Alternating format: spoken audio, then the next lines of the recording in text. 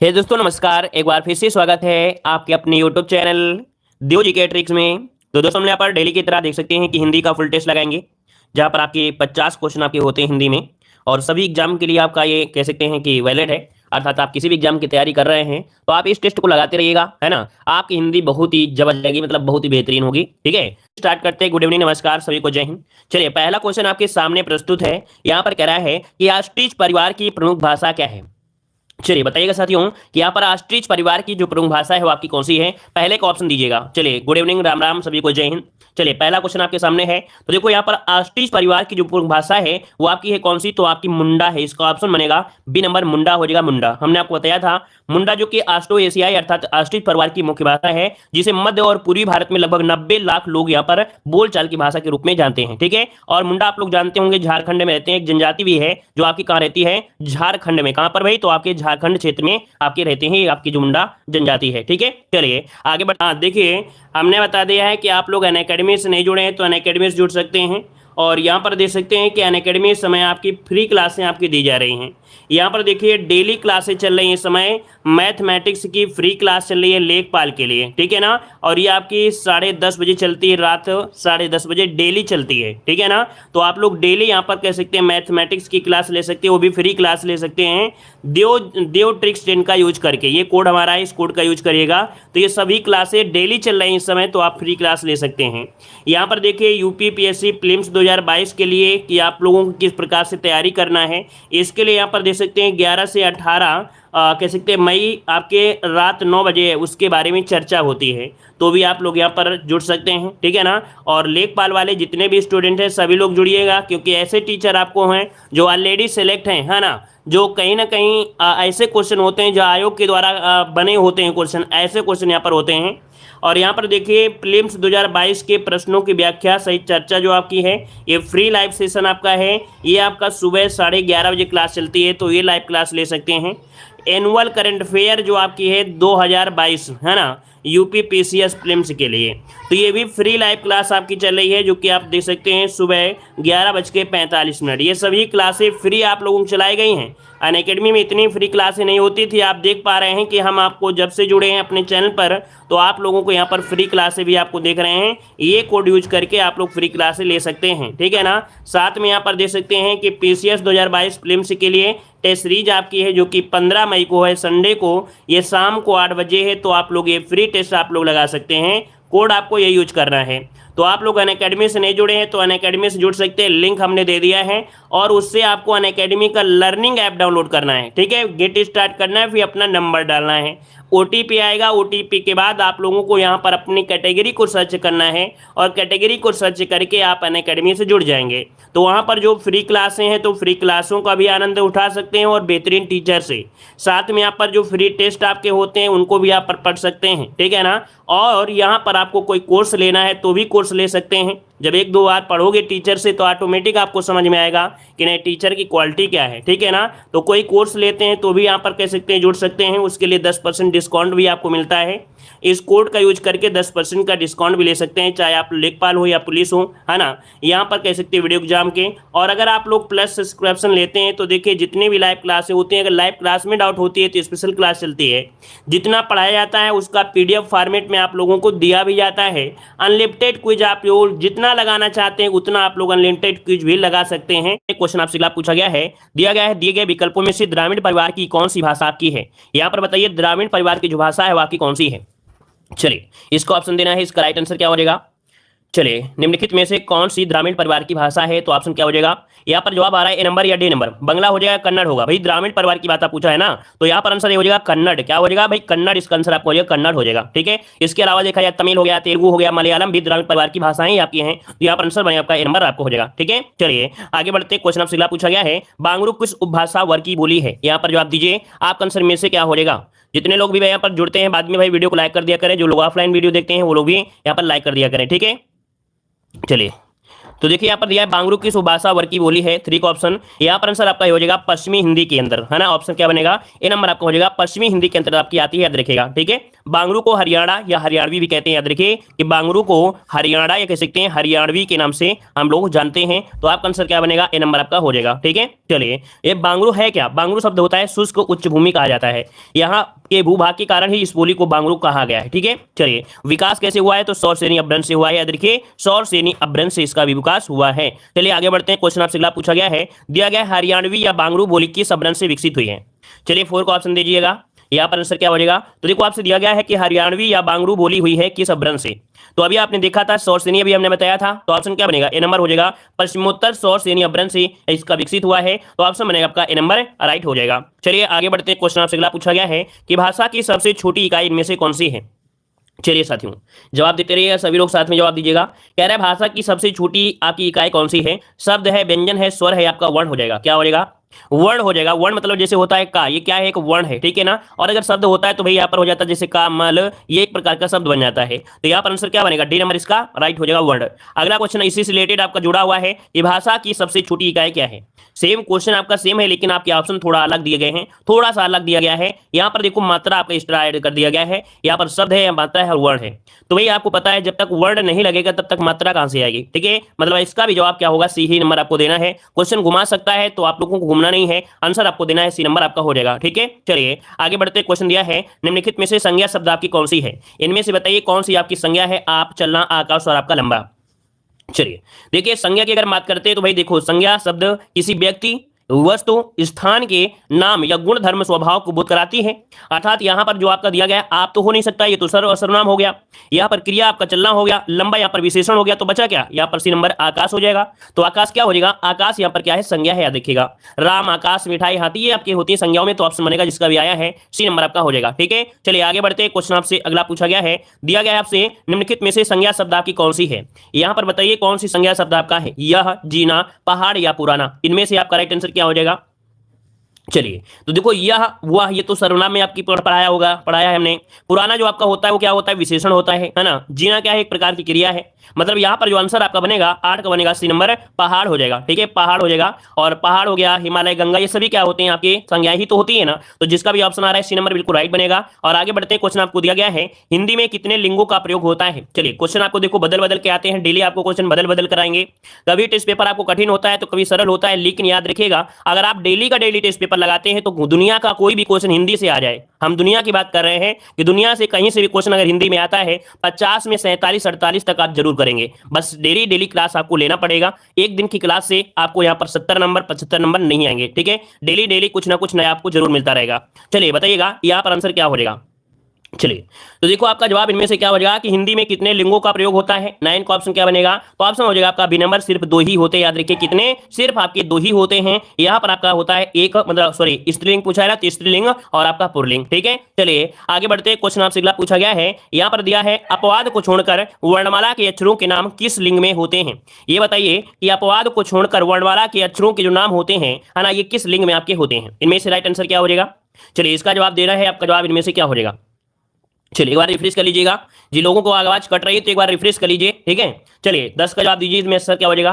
तो देखो हमने बताया था अपवाद को छोड़कर, अपवाद मतलब क्या होता है, जैसे आपका छोटी है, बड़ी है और आपका ऋषि हो गया, ये आपके अपवाद होते हैं, क्योंकि ये होते हैं स्त्रीलिंग होते हैं, क्या होते हैं, स्त्रीलिंग होते हैं। लेकिन अदर जितने भी होते हैं सभी आपके पुल्लिंग, इसका ऑप्शन आया है, बिल्कुल राइट आंसर यहाँ पर हो जाएगा। आगे बढ़ते हैं, क्वेश्चन आपसे अगला पूछा गया है, यहाँ पर देखिए अगला क्वेश्चन कि वचन किसका बोध कराता है। चलिए बताइएगा यहाँ पर आंसर क्या हो जाएगा। सर सर पर गुस्सा क्या हो रहा है भाई, नेट आपका नहीं चल रहा है तो आप लोग अपने नेट को पटक दीजिए, मोबाइल को तोड़ फोड़ दीजिए, दूसरे दिन नया मोबाइल आएगा, हो सकता है नेटवर्क नया आ जाए, है कि नहीं। चलिए यहाँ पर बताइए वचन किसका बोध कराता है। यहाँ पर बताइए वचन किसका बोध कराएगा। तो भैया यहाँ पर जो आंसर आपका बनेगा वो क्या हो सकता है। चलिए वचन जो बोध कराता है, याद रखिएगा कि प्राणी या वस्तु के एक या अनेक होने का, क्या यहाँ पर प्राणी एक है या एक से अधिक है, उन्हीं की तो बात करेंगे। तो आंसर क्या बनेगा, ए नंबर इसका राइट हो जाएगा कि प्राणी या वस्तु के एक या अनेक होने का बोध कराता है जो आपका वचन होता है, ठीक है। चलिए और हिंदी में वचन कितने होते हैं, या तो एक वचन होता है या तो आपका बहुवचन होता है, 2 ही आपके वचन होते हैं, ठीक है। चलिए आगे बढ़ते हैं, क्वेश्चन आपसे अगला पूछा गया है, कह रहे हिंदी में वचन कितने होते हैं। चलिए अब आपका क्वेश्चन उसी से रिलेटेड हो गया कि हिंदी में वचन कितने होते हैं, तो आप क्या कहेंगे कि हिंदी में वचन होते हैं मात्र 2 ही होते हैं। मतलब ऑप्शन क्या बनेगा, जाएगा, यहाँ पर आंसर आपका हो जाएगा कौन सा हिंदी में वचन होते हैं, ए नंबर आपका राइट हो जाएगा। चलिए आगे बढ़ते हैं, क्वेश्चन आपसे अगला पूछा गया है, दिया गया आपसे कि निम्नलिखित में से सर्वनाम शब्द में से कौन सा है। चलिए सर्वनाम शब्द की पहचान करिए, यहाँ पर सर्वनाम क्या हो जाएगा। पहली बार जुड़े रहे तो चैनल को सब्सक्राइब करिएगा, और वीडियो पसंद आ रहा है भाई तो वीडियो को लाइक सभी लोग करिएगा, चाहे पुराने स्टूडेंट हो चाहे नए स्टूडेंट हो, जिन लोगों ने नहीं किया है वो लोग भी यहाँ पर लाइक जरूर करिएगा, ठीक है, ऑफलाइन हो या ऑनलाइन हो। चलिए निम्नलिखित में से सर्वनाम पूछा गया है, देखो आपसे हमने पढ़ाया था, यहाँ पर जो आपका दिया गया है कौन सा, वह है ना, वह जो सर्वनाम है कैसा है, यह एक निश्चित है, हमने बताया था यह और वह, यह और वह क्या होते हैं, निश्चित होते हैं, याद रखिए निश्चित सर्वनाम होते हैं, याद रखिए। तो इसका आंसर बनेगा आपका बी नंबर, इसका राइट हो जाएगा, ठीक है। चलिए यहाँ पर आगे बढ़ते, क्वेश्चन दिया गया है कि सर्वनाम के कुल कितने भेद होते हैं। चलिए बताइएगा कि सर्वनाम के कुल कितने भेद होते हैं। अगर हम भेद की बात करते हैं तो आप जवाब क्या देंगे भाई। सर्वनाम हमने आपको बताया था, भेद अगर पूछे तो आपको बताना है कितने, यहाँ पर 6 भेद होते हैं। 6 भेद में जैसे आपका पुरुषवाचक, निजवाचक, निश्चयवाचक, अनिश्चयवाचक, संबंध और आपका प्रश्नवाचक, तो 6 ही तो होते हैं ना, तो ऑप्शन क्या बनेगा, यहाँ पर बन जाएगा आपका बी नंबर हो जाएगा। लेकिन अगर आपसे ये पूछे कि सर्वनाम के जो कुल आपके संख्या होती कितनी होती है, तब आप बताएंगे कि 11 संख्या होती है, सर्वनाम की जो संख्या होती है वो आपकी 11 होती है, ठीक है। चलिए और आगे बढ़ते हैं, क्वेश्चन आपसे दिया गया है, कह रहा है जो शब्द संज्ञा की विशेषता बताते हैं उन्हें क्या कहते हैं। जो शब्द संज्ञा की विशेषता बताते हैं उन्हें क्या कहते हैं। परिभाषा जो कि थ्योरी से रिलेटेड आपके है, यहां पर क्वेश्चन बताइएगा कि जो शब्द संज्ञा की विशेषता बताए, और जब संज्ञा की विशेषता बता दी तो याद रखिए यहां पर विशेषण इसका आंसर राइट हो जाएगा। क्या होता है, विशेषण इसका आंसर आपका राइट हो जाएगा, ठीक है। हाँ, यह क्वेश्चन ऐसे भी हो सकता था, जो शब्द संज्ञा या सर्वनाम की विशेषता बताए तो उसे हम लोग विशेषण कह देंगे। क्लियर हो गया है। चलिए और यहां पर एक पॉइंट होता है, विशेष किसे कहते हैं, तो जिनकी विशेषता बताई जाती है, याद रखिए जिनकी विशेषता बताई जाती है उन्हें विशेष कहते हैं। चलिए आगे बढ़ते, क्वेश्चन आपसे अगला पूछा गया है, दिया गया है कि जिस विकारी शब्द से संज्ञा की व्याप्ति मर्यादित होती है उसे क्या कहा जाता है। जिस विकारी शब्द से संज्ञा की व्याप्ति मर्यादित होती है उसे क्या कहते हैं, विशेष विशेषण, विशेष विशेषण या विशिष्ट। चलिए क्या हो जाएगा आपका, यहाँ पर 16 का ऑप्शन अगर हम बात करते हैं तो आपका जवाब इनमें से क्या हो जाएगा। चलिए यहां पर देखिए आपका जवाब बिल्कुल सही आ रहा है, विशेषण होगा जिस विकारी शब्द से, क्योंकि जो विशेषण क्या है आपका विकारी होता है। तो आप जैसे आपका काला हो गया, काला क्या है भाई, काला क्या है तो विशेषण है, और इसको विकार कर दीजिए, विकार कर देंगे तो काली बन जाएगा, मतलब ऑप्शन क्या बनेगा, बी नंबर इसका राइट हो जाएगा। चलिए आगे बढ़ते हैं, क्वेश्चन दिया गया है कि किसी कार्य का करने या होने का बोध कराने वाले जो शब्द कहलाते हैं वो क्या कहलाते हैं। चलिए किसी कार्य का करने या होने का बोध कराने वाले जो शब्द होते हैं उन्हें क्या कहते हैं। यहाँ पर आंसर क्या हो जाएगा। चलिए इसका आंसर देखिए, काफी लोग जवाब दे रहे हैं, प्रयास अच्छा है। यहाँ पर किसी कार्य का, और कार्य होगा तो क्रिया होगी, कार्य करने की बोध हो रहा है तो भाई वहां पर क्या होगा, क्रिया ही तो होगा, तो ऑप्शन क्या हो जाएगा, सी नंबर इसका राइट हो जाएगा, ठीक है ना। क्रिया के उस रूपांतरण को काल कहते हैं, अर्थात क्रिया का अगर रूपांतरण कर दिया जाए तो वो काल हो जाएगा। क्यों, क्योंकि क्रिया के पता ही चलता है क्रिया हमारी भूत में हुई थी या भविष्य में, अगर क्रिया को रूपांतरण करते हैं तब हम लोग यहाँ पर काल कह सकते हैं कि ये काल होगा, ठीक है। चलिए और आगे बढ़ते हैं, क्वेश्चन आपसे अगला पूछा गया है, दिया गया क्रिया के मूल रूप को क्या कहते हैं। क्रिया के मूल रूपों को क्या कहा जाता है, यहाँ पर आंसर लॉक करना है कि क्रिया के मूल रूप को क्या कहते हैं, तो भाई धातु कहते हैं। क्या कहते हैं, धातु कहते हैं, मतलब ऑप्शन जो बनेगा वो आपका सी नंबर आपका राइट हो जाएगा, सी नंबर हो जाएगा, ठीक है। चलिए यहां पर आगे बढ़ते हैं, क्वेश्चन आपसे अगला पूछा गया है कि आचार्य किशोरीदास वाजपेयी के मत से हिंदी में कितने कारक होते हैं। आज आपको 50/50 लाना है, अगर 50/50 नहीं लाए तो समझो नाक कट जाएगी आपकी। आज का टेस्ट पेपर एक बिल्कुल बेसिक वाला है, बेसिक मतलब ये है कि हर चैप्टर से हैं और बेसिक वाले ही क्वेश्चन आपके लिए गए हैं, ठीक है। 50/50 आपको क्वेश्चन लेके आना है, नहीं नाक कटने वाली बात हो जाएगी, ठीक है। चलिए तो देखो आपका हो जाएगा, आचार्य किशोरीदास वाजपेयी ने मत में हिंदी में कितने कारक होते हैं, 19 का ऑप्शन दिया है, तो 19 का ऑप्शन में से क्या होगा, सी नंबर होगा या यहाँ पर ए नंबर आपका हो जाएगा। तो 6 कारक होते हैं, नोट करिएगा, किशोरीदास वाजपेयी के अनुसार हिंदी में जो कारक होते हैं वो आपकी 6 होती है, इसका ऑप्शन बनेगा आपका ए नंबर, राइट हो जाएगा, ए नंबर बनेगा, ठीक है। चलिए यहाँ पर आगे बढ़ते हैं, क्वेश्चन दिया गया है, आपसे क्वेश्चन दिया गया है कि कारक के भेद जो होते हैं कितने होते हैं। चलिए कारक के भेद होते हैं वो आपके कितने होते हैं, यहाँ पर आंसर क्या हो जाएगा। चलिए होते हैं 8, क्या होते हैं, कारक होते हैं 8 होते हैं, याद रखिए यहाँ पर आंसर बनेगा आपका डी नंबर। लेकिन किशोरीदास ने बताया था सिर्फ कितने, यहाँ पर 6, जो कि आपके तत्सम और तद्भव में प्रयोग होते हैं, वो आपकी 6 कारक। चलिए आगे बढ़ते हैं, क्वेश्चन आपसे अगला पूछा गया है, यहाँ पर दिया है निम्नलिखित में से क्या काल कहलाता है, अर्थात काल की परिभाषा पूछा गया है कि काल होता क्या है, काल की परिभाषा क्या होती है।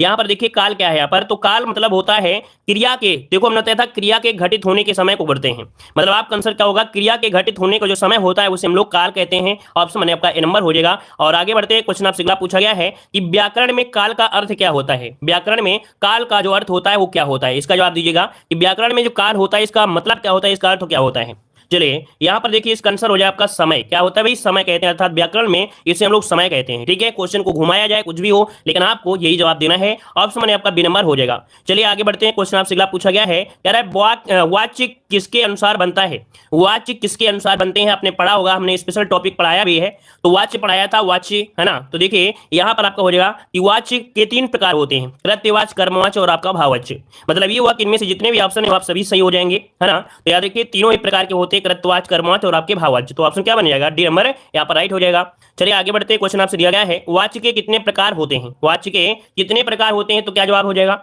यहाँ पर हो जाएगा 3 प्रकार होते हैं। कितने भाई, 3 प्रकार होते हैं, जो अभी हमने आपको बताया, ठीक है। तो ऑप्शन बनेगा आपका ए नंबर हो जाएगा। आगे बढ़ते हैं, क्वेश्चन दिया गया है कि जिन शब्दों में लिंग कारक, लिंग वचन कारक आदि के कारण कोई परिवर्तन नहीं होता उसे क्या कहते हैं। चलिए भाई, कि जिन शब्दों में लिंग वचन कारक आदि के कारण कोई परिवर्तन नहीं होता है उसे क्या कहते हैं। तो यहाँ पर आंसर क्या बन जाएगा, आपका जवाब यहाँ पर बनेगा अव्यय। उन्हें कहते हैं अव्यय, जिनमें किसी प्रकार का व्यय ना हो पाए, अर्थात उसमें कोई परिवर्तन ना हो पाए, उन्हें हम बोलते हैं अव्यय, जो कि ऑप्शन बनेगा यहाँ पर आपका सी नंबर। आगे बढ़ते हैं, क्वेश्चन आपसे दिया गया है कि आप आ गए, इस वाक्य में आह शब्द जो है यह है क्या, यहाँ पर जो शब्द है ये है क्या, संज्ञा, सर्वनाम, अव्यय या विशेषण, क्या हो जाएगा। चलिए यहाँ पर जो आंसर है इसका क्या हो जाएगा, तो देखिए इसका आंसर काफी लोग दे रहे हैं, यहाँ पर आंसर हो जाएगा सी नंबर। एक प्रकार का अव्यय है, क्या भाई, ये अव्यय है। यहाँ पर जो आपका है वो विस्मयादि बोधक अव्यय है, क्या है, विस्मयादि बोधक, मतलब ऑप्शन बने आपका सी नंबर। चलिए आगे बढ़ते हैं, क्वेश्चन आपसे अगला पूछा गया है, दिया गया उत्पत्ति के आधार पर शब्द के कितने भेद हैं।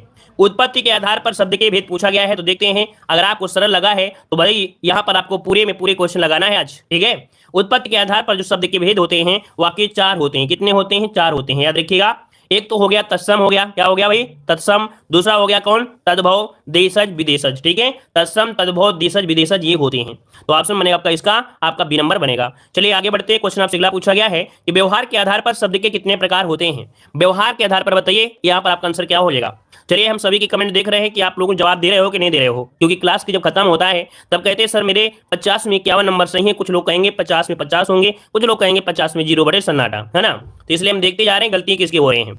चलिए व्यवहार के आधार पर शब्द के कितने प्रकार हो जाएंगे, तो यहाँ पर देखिए आपका आंसर आपका बनेगा, यहाँ पर क्या हो जाएगा, शब्दों के हिसाब से देखा जाए तो इसका आंसर इनमें से क्या हो सकता है, 5 हो सकता है, 2 हो सकता है या 3 हो सकता है, 5 हो जाएंगे। यहाँ पर आंसर आपका ए नंबर हो जाएगा, 5 हो जाएंगे, ठीक है। वाक्यों में प्रयोग के आधार पर आपके होते हैं सार्थक वार्थक, ठीक है। इसके बाद रचना या बनावट के आधार पर रूढ़ जैसे होते हैं। उत्पत्ति के आधार पर तत्सम तद्भव हो गए। व्यवहार के हिसाब से विकारी शब्द होते हैं, और अर्थ के हिसाब से छा जो आपके पर्यायवाची विलोम शब्द वगैरह होते हैं। चलिए आगे बढ़ते हैं, क्वेश्चन आपसे अगला पूछा गया है। यहाँ पर देखो दिया गया क्वेश्चन, निम्नलिखित शब्दों में से विचार कीजिए और सही उत्तर का चयन करना है। यहाँ पर देखो सही उत्तर का चयन करना है, देखते हैं कौन सा उत्तर आपका दिया गया है। अच्छा, इस प्रकार से सभी आपके सामने यहाँ पर आ चुके हैं। पहला पॉइंट दिया गया है कि हिंदी के पर्यायवाची शब्द संस्कृत के तद्भव शब्द है। बताइए कि हिंदी के पर्यायवाची शब्द संस्कृत के तद्भव शब्द हैं। ये पॉइंट हजम नहीं कर रहा है, मतलब ये पॉइंट हजम आपका नहीं कर रहा है। दूसरा देखते हैं, कह रहा आपसे पर्यायवाची शब्द को प्रतिशब्द भी कहते हैं, ये तो सही दिया गया है। जिन शब्दों के अर्थ में समानता उन्हें पर्यायवाची शब्द कहते हैं। तो देखिए जो ऑप्शन है वो आपका बनेगा आपका 2 और 3, इसका आंसर आपका राइट हो जाएगा, ठीक है। यहाँ पर आंसर बने आपका डी नंबर आपका हो जाएगा, ठीक है। चलिए यहाँ पर आगे बढ़ते हैं, क्वेश्चन आपसे अगला पूछा गया है, कह रहा आपसे यहाँ पर कौन सा शब्द अनीक का पर्यायवाची है। यहाँ पर बताइए कि कौन सा शब्द है जिसका अनीक का पर्यायवाची बन सकता है, अनीक का पर्यायवाची। और अनीक का पर्यायवाची होता है सेना, याद रखिए सेना। सेना को हमने बताया था, सेना की कई पर्यायवाची जो पूछी जा रही हैं, अनीक भी हो गया, कटक भी होता है, क्या यहाँ पर कटक भी होता है, कटक मतलब सेना होता है। और इसके बाद अनि भी होता है, क्या अनि भी होता है, अनि भी होता है। चमू भी होता है, क्या चमू जो होता है ये भी इसी सेना का पर्यायवाची होता है। दल तो आप लोग जानते हैं, दल हो जाएगा, सैन्य हो जाएगा, ठीक है। चलिए आगे बढ़ते हैं, क्वेश्चन आपसे अगला पूछा गया है। यहाँ पर दिया गया है अथ का विलोम शब्द इनमें से क्या हो जाएगा, अथ का विलोम। चलिए अथ का क्या होता है, अथ का विलोम, अथ का विलोम होता है पूर्ण, क्या हो जाएगा, अथ का हो जाएगा पूर्ण हो जाएगा, क्योंकि ऑप्शन बनेगा आपका ए नंबर आपका हो जाएगा, ठीक है। समाप्ति की बात करते हैं, समाप्त क्या हो जाएगा, समाप्त तथा खत्म ये क्या है, एक ही अर्थ आपके हो जाएंगे, ठीक है। और इसका विलोम जो हो जाएगा यहाँ पर वो हो जाएगा प्रारंभ हो जाएगा, ठीक है। क्या हो जाएगा, प्रारंभ हो जाएगा, ठीक है। चलिए आगे बढ़ते हैं, क्वेश्चन दिया गया है, अग्रज का सही विलोम क्या होता है। अग्रज का सही विलोम इनमें से क्या हो जाएगा, अग्रज, अग्रज का सही विलोम क्या हो जाएगा, अनुज हो जाएगा, बिल्कुल इजी आ रहा है। पर आंसर आपको हो जाएगा ए नंबर। अग्रज शब्द का सही विलोम अनुज होता है, ठीक है। छोटा बड़ा का विलोम होता है, जबकि लघु शब्द का विलोम दीर्घ होता है। सूक्ष्म का क्या होता है, विराट होता है। तो ऑप्शन इसका आंसर मतलब यही नंबर आपका हो जाएगा। चलिए आगे बढ़ते हैं, क्वेश्चन आपसे अगला पूछा गया है कि ऐसे शब्द जो उच्चारण और वर्तनी की दृष्टि से समान हो पर व्युत्पत्ति और अर्थ की दृष्टि से भिन्न हो, ऐसे शब्दों को क्या कहते हैं। एक बार थ्योरी फिर से पढ़िए तो समझ में आएगा। कह रहा है ऐसे शब्द जो उच्चारण और वर्तनी की दृष्टि से समान हो पर व्युत्पत्ति और अर्थ की दृष्टि से भिन्न हो, ऐसे शब्दों को क्या कहते हैं। यहाँ पर जवाब दीजिए इसको क्या कहा जाएगा। इनको बोलते हैं समभिन्नार्थक अर्थात समरूपी या समोच्चारित शब्द। यहाँ पर आंसर बी नंबर आपका हो जाएगा। कह रहा है कि जो शब्द उच्चारण वर्तनी के हिसाब से तो बोलते तो क्या है इसी प्रकार बोलते हैं ना, मतलब जो आंसर आपका हो जाएगा बी नंबर समरूपी या सम उच्चारण वाले, तो ऑप्शन बनेगा आपका इसका बी नंबर बनेगा। ठीक है, चलिए अगला क्वेश्चन दिया गया है, कह रहे इनमें से कौन सा शब्द अरुण का समानार्थी नहीं है।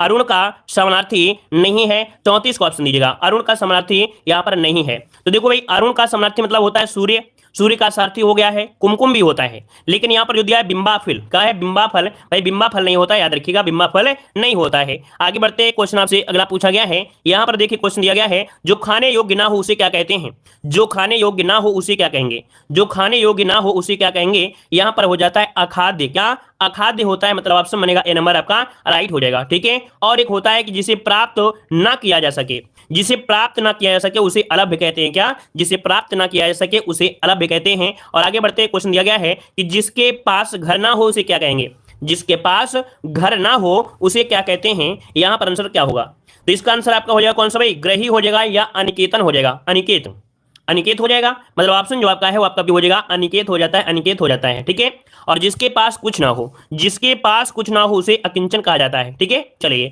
आगे बढ़ते हैं, क्वेश्चन आपसे अगला पूछा गया है, यहां पर दिया है लोकोक्ति का सामान्य अर्थ इनमें से क्या होता है। लोकोक्ति का सामान्य अर्थ इनमें से क्या हो जाएगा, लोकोक्ति का सामान्य अर्थ क्या होता है।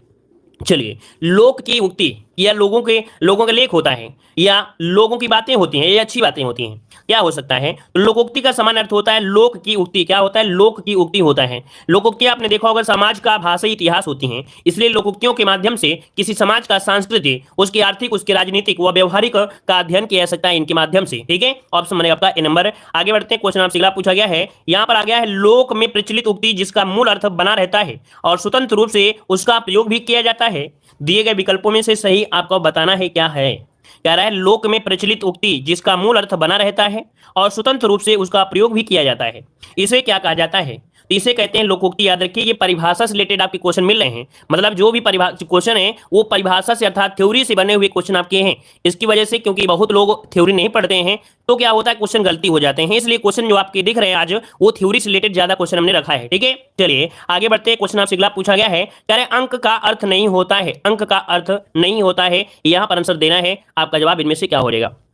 चलिए तो देखिए भाई, यहाँ पर अंक का जो पूछा गया है, अंक का अर्थ नहीं होता है, तो देखो भाई अंक का मतलब होता है गोद होता है। क्या, अंक मतलब गोद होता है, अंक का मतलब आपका चिन्ह भी होता है, अंक का मतलब संख्या भी होता है, लेकिन अंग नहीं होता है। याद रखिए, अंग नहीं होता है, नोट करिए इसका ऑप्शन डी नंबर, जो कि लगभग सभी का जवाब आ रहा है। चलिए आगे बढ़ते हैं, क्वेश्चन आपसे अगला पूछा गया है, कह रहे अज्ञ का अर्थ क्या होता है। अज्ञ का अर्थ इनमें से क्या हो जाएगा, अज्ञ का अर्थ इनमें से क्या हो जाएगा। तो अज्ञ मतलब क्या होता है, जिसको कुछ आता ही नहीं है ना, अज्ञ मतलब जिसको कुछ नहीं आता है, और विज्ञ मतलब होता है जो पढ़ा लिखा हो, मतलब यहाँ पर आंसर क्या होगा, ए नंबर होगा या बी नंबर होगा, आ नंबर होगा, मतलब जो कुछ भी नहीं जानता उसे अज्ञ कहते हैं। तो 40 का ऑप्शन बनेगा यहाँ पर आपका ए नंबर राइट हो जाएगा। ठीक है, चलिए आगे बढ़ते हैं, क्वेश्चन आपसे अगला पूछा गया है, उपसर्ग को कहते हैं, उपसर्ग को कहते हैं भाई क्या बात कहते हैं, उपसर्ग को क्या कहा जाता है। शब्दांश कहते हैं, वाक्यांश कहते हैं, शब्द कहते हैं या पद कहते हैं। चलिए हमने आपको बताया भी था कि जो उपसर्ग होते हैं या आपके प्रत्यय होते हैं उनको हम बोलते क्या है, शब्दांश ही कहा जाता है। याद रखिए, आपके एग्जाम में पूछा गया है। ठीक है, यहाँ पर आंसर आपका हो जाएगा ए नंबर हो जाएगा। आगे बढ़ते क्वेश्चन दिया गया है, उपसर्ग का प्रयोग होता है, उपसर्ग का जो प्रयोग होता है वो कहां पर होता है। तो भाई शब्द के पहले होता है या बाद में होता है, तो कहेंगे सर शब्द के कहां होता है भाई, क्या बनेगा यहाँ पर 42 का ऑप्शन ए नंबर ही हो जाएगा। क्या भाई, ए नंबर आपका राइट हो रहा है, बिल्कुल सही है। शब्द के आदि में होता है, आदि मतलब होता है पहले। क्या, आदि मतलब होता है पहले, याद रखिएगा। ठीक है, चलिए यहां पर आगे बढ़ते हैं, क्वेश्चन आपसे अगला पूछा गया है, कह रहा है प्रत्यय होता है, प्रत्यय होता है, बताइए प्रत्यय क्या होता है। तो प्रत्यय भी क्या बोलते हैं, इनको भी बोलते हैं शब्दांश। याद रखिए, प्रत्यय को भी क्या बोलते हैं, शब्दांश बोलते हैं, पद्यांश मत लगाइएगा।